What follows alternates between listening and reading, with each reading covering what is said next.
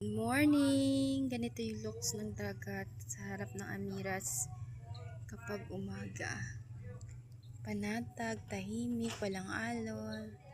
Tunog lang ng pamboat yung naririnig nyo.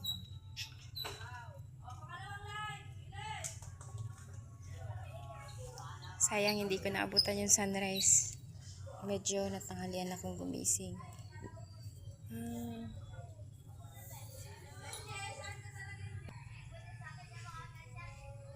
Nag-exercise na yung mga youth.